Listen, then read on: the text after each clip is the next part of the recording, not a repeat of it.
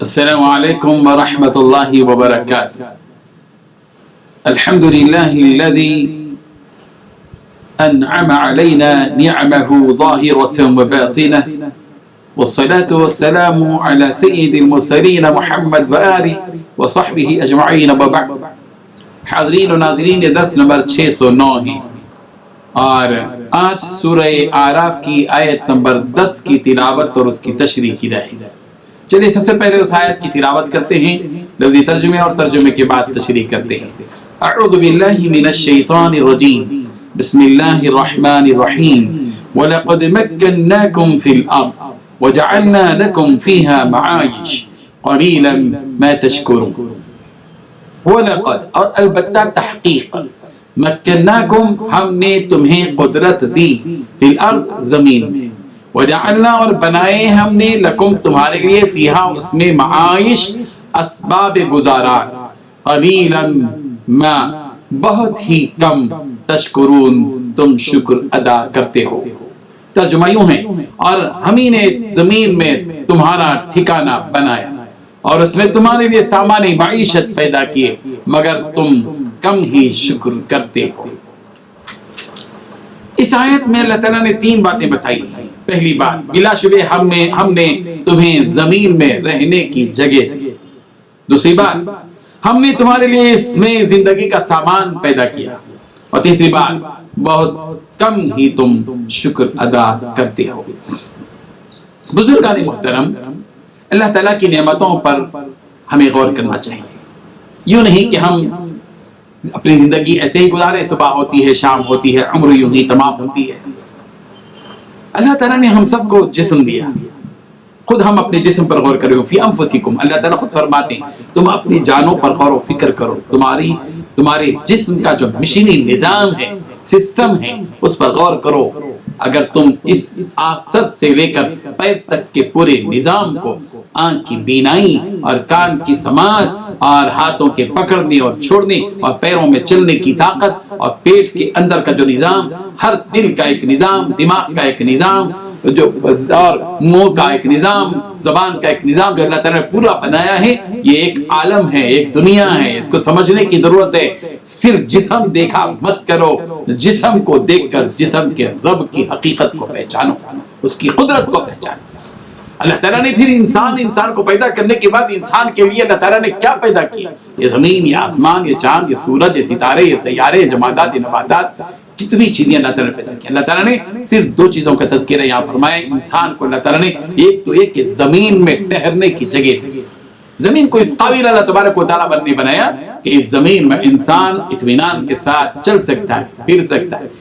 باوجود یہ کہ زمین یہ گول ہے اور یہ پھر رہی ہے، گردش کر رہی ہے. ظاہر بات ہے کہ اگر ہم کو کسی گردش کرنے والی ہوٹل میں بٹھا دیا جائے تو ہم چین سے بیٹھ نہیں سکتے، لیکن خدا کی قدرت کے اس چکر لگانے والی زمین میں ہم بڑے اطمینان کے ساتھ چلتے ہیں، پھرتے ہیں، بیٹھتے ہیں، مجلسیں رکھتے ہیں، سیمینار کرتے ہیں، سو جاتے ہیں، آرام سے نیند لگ جاتی ہے، گھنٹوں ہماری نیند ہوتی ہے. یہ قدرت کا کرشمہ ہے. اللہ تبارک و تعالی نے ہم سب کو ایسی زمین عطا کی جس زمین پر ہم چل بھی سکتے ہیں، جس زمین پر اپنے مکانات بنا سکتے ہیں، جس زمین کو کھود کر اس میں ہم اپنی درخت بو سکتے ہیں. اس زمین کے اندر ہم اپنی مرضی کے مطابق بہت سارے کام کر سکتے ہیں. اللہ تعالیٰ نے اس کی حقیقت کو بیان کیا، وَلَقَدْ مَكَّنَّاكُمْ فِي الْأَرْضِ، ہم نے تمہیں زمین میں رہنے کی جگہ دی. غور کرو اس کو. قوم عاد کو بھی کے بارے میں بھی اللہ تعالیٰ نے فرمایا سورہ احقاف کی آیت نمبر 25 میں، وَلَقَدْ مَكَّنَّاهُمْ فِي مَا إِن مَكَّنَّاكُمْ فِي، کہ قوم عاد کو وہ جگہ ہم نے دی جو تم کو نہیں دی. قوم عاد کو اللہ تبارک و تعالیٰ نے زمین میں دی تھی، پہاڑوں میں گھر بناتے تھے. حضرت یوسف علیہ السلام کے بارے میں بھی اللہ تعالیٰ نے فرمایا سورہ یوسف کی آیت نمبر 21 میں، وَكَذَلِكَ مَكَّنَّا لِيُوسُفَ فِي الْأَرْضِ، اور اسی طرح ہم نے ٹھکانہ دیا یوسف کو زمین میں. اور پھر سورہ کہف میں بھی اللہ تعالیٰ نے فرمایا آیت نمبر 84 میں، اِنَّا مَكَّنَّا لَهُ فِي الْأَرْضِ وَآتَيْنَاهُ مِن كُلِّ شَيْءٍ سَبَبًا، ہم نے اس کو زمین میں رہنے کو جگہ دی اور اس کے لیے ہر قسم کا سامان عطا کیا. اور پھر سورہ قصص کی آیت نمبر 57 میں اللہ تعالیٰ نے فرمایا أَوَلَمْ نُمَكِّن لَهُمْ حَرَمًا آمِنًا يُجْبَىٰ إِلَيْهِ ثَمَرَاتُ كُلِّ شَيْءٍ، کہ مکہ مکرمہ کے رہائش اختیار کرنے والے لوگوں کے بارے میں اللہ نے فرمایا کیا ہم نے اس کو حرم جیسی امن والی جگہ عطا نہیں کی جس کی طرف ہر قسم کے پھل کھینچ کر آتے ہیں. تو ٹھکانہ مل جانا یہ اللہ تعالیٰ کی بہت بڑی نعمت ہے۔ اللہ تعالیٰ ہم سب کو زمین میں ٹھکانہ دیا، ہم سب کو چاہیے کہ اللہ تبارک و تعالیٰ کے روبرو اپنا سر تسلیم خم کریں اور جھکائیں، سجدہ کریں اور پھر کہیں اللہ تبارک و تعالیٰ آپ نے کتنا بڑا انعام اور احسان ہم پر کیا کہ ہم اس زمین پر ٹیک لگا سکتے ہیں، اس زمین پر چل سکتے ہیں، اس زمین پر سو سکتے ہیں، یہ زمین ہمارے لیے بچھونا بنا دی گئی۔ وَمَهَّدتُّ لَهُ تَمْهِيدًا، اللہ تبارک و تعالیٰ نے زمین کو پھیلا دیا اور زمین کو ٹھکانہ بنا دیا اور زمین کو ہمارے لیے بچھونا بنا دیا اللہ تبارک و تعالیٰ نے۔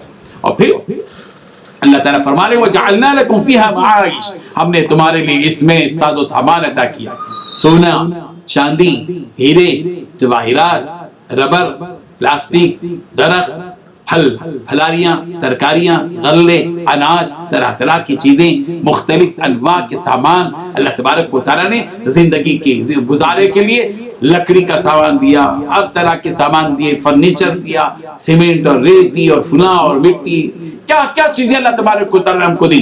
اللہ تعالیٰ ان دو نعمتوں کو بیان کرنے کے بعد اللہ فرما رہے ہیں، ایک شکوہ کر رہے بندے سے، شکوہ کر رہے ہیں، اے بندہ تو کتنا جاہل ہے، کتنا ناشکر ہے، قلیلا ما تشکرون، اتنی نعمتوں کے باوجود بھی تو بہت کم شکر ادا کرتے ہو۔ ہم سب کو چاہیے کہ اللہ تبارک و تعالیٰ کی دی ہوئی ان نعمتوں کا احساس دل میں پیدا کریں۔ یوں روٹین میں ہماری زندگی گزار رہی ہے، آج ہے، دولت ہے، مال ہے، پانی ہے، صحت ہے، قوت ہے، عزت ہے، شہرت ہے، سب کچھ ہے اور ہم اپنی روانی میں زندگی گزار رہے ہیں۔ کبھی ہمارا دماغ کیوں نہیں جاتا اس بات کی طرف کہ ہم اپنے پروردگار کی نعمتوں پر غور کریں اور اللہ تعالیٰ کا شکر ادا کریں۔ جتنا شکر ہم ادا کریں گے پروردگار ہم سے خوش ہوں گے، شکوے کی ضرورت نہیں ہوگی۔ قلیلا ما تشکرون جو کہہ رہے ہیں یہ ہماری طبیعت کی وجہ سے کہ آج ہمارا نیچر یہ ہے کہ ہم شکر بہت ادا کرتے ہیں۔ بیماری ہوتی ہے تو لاکھوں لوگوں کو بتا دیں گے، صحت اب تک ہے تو ہم کسی کو نہیں بتائیں گے کہ ہم صحت مند صحت ہے، ہم کو دولت ملتی ہے تو ہم چھپائیں گے، لیکن اگر فقیر ہو جائیں اور محتاج ہو جائیں تو سب سے بیان کرنے لگے۔ اللہ تبارک و تعالیٰ نے جو بھی نعمت دی ہے اس کا اظہار اور پھر یہ کہ اللہ تبارک و تعالیٰ نے جو کچھ دیا اس کا شکر ادا ہو، یہ اللہ تعالیٰ کی نعمتیں ہی نعمتوں میں ہم پل رہے ہیں صبح سے شام تک۔ اللہ تعالیٰ ہم سب کو اس کا حقیقی معنی میں شکر ادا کرنے کی توفیق عطا فرمائے۔ وآخر دعوانا الحمدللہ۔ لا الہ الا اللہ۔